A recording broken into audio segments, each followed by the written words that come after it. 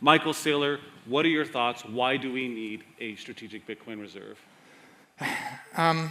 Bitcoin's an asset, but it's not just an asset. It's the most valuable asset in the world. It's property. It's not just some property. It's the most valuable property in the world. It's a network. It's not just some network. It's the most valuable network in the world. It's a defense system. It's not just some defense system. It's the most valuable defense system in the world. We bought 80% of the United States for $40 million. It was a good deal. Superpowers are defined by literally power: naval power, land power, air power, nuclear power. The British proved that. The Romans had to beat the Carthaginians and prove that. John D. Rockefeller gave the United States the majority of all the chemical power in the world. That's why we won those wars. The 21st century is digital. Bitcoin is digital. It's a digital asset, digital property, a digital network. It's a digital shield. It's a digital defense system. There's only one of them.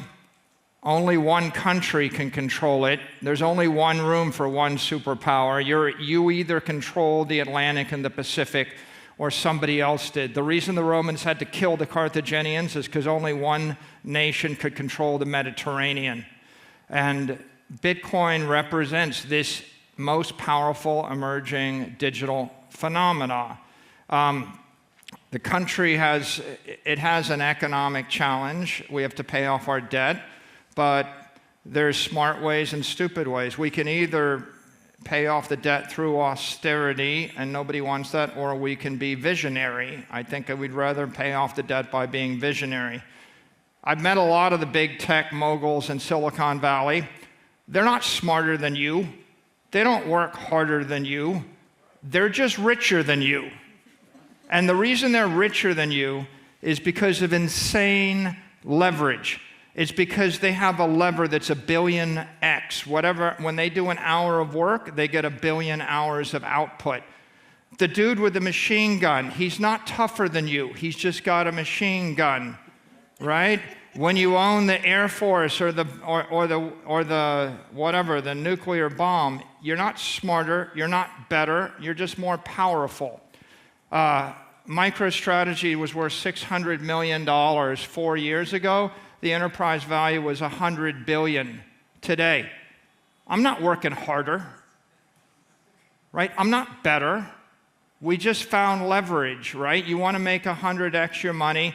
You don't do it by, there's a famous line from Robert Heinlein. He says, you don't win wars by dying for your country. You win wars by making the other person die for their country.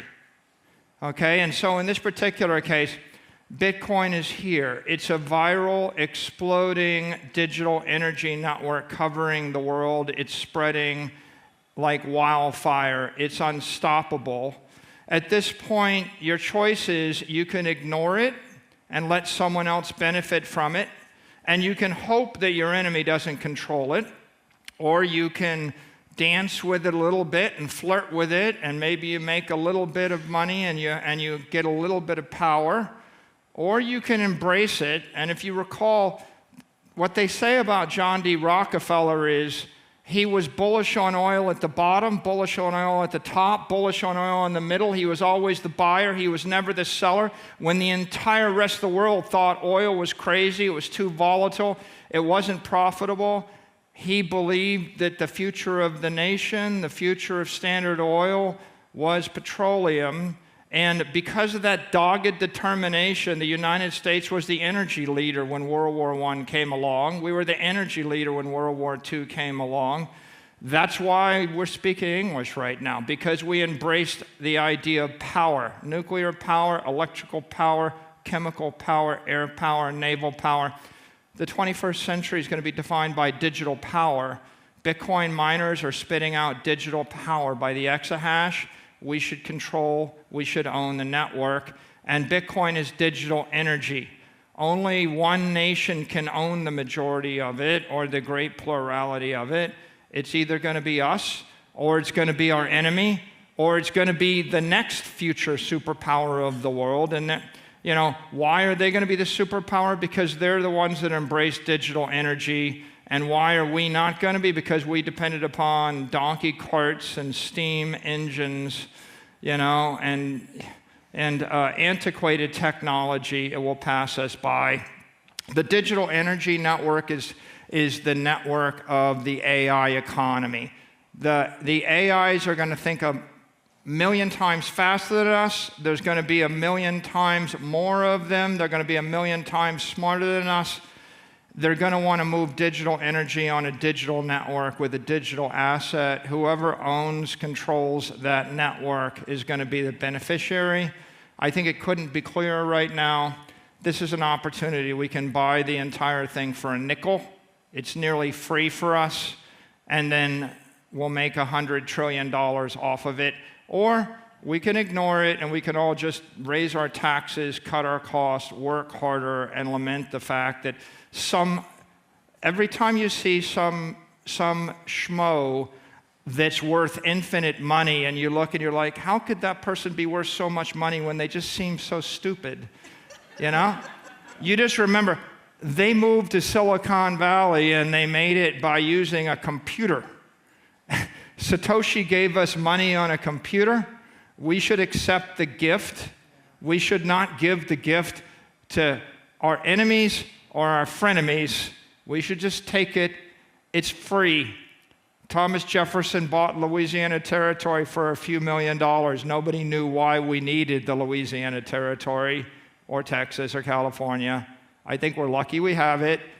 Seward was considered to be a moron. Seward's folly. Don't buy Alaska. What's in Alaska? There's nothing in Alaska other than $1 trillion of oil. People can't imagine. They're like, well, I can't imagine living in cyberspace. You can't, but the AI can. And the AI is going to be doing all the work shortly. That's exactly where they want to live. They want to live in cyberspace. So if you don't want to buy it, because you think it's useful for you, buy it because it'll be useful for them. And otherwise, it'll be Russian and Chinese AI bots living in cyberspace, dominating the network, and not us. So I think it's there. It's ours. We should take it. It's manifest destiny for the United States of America.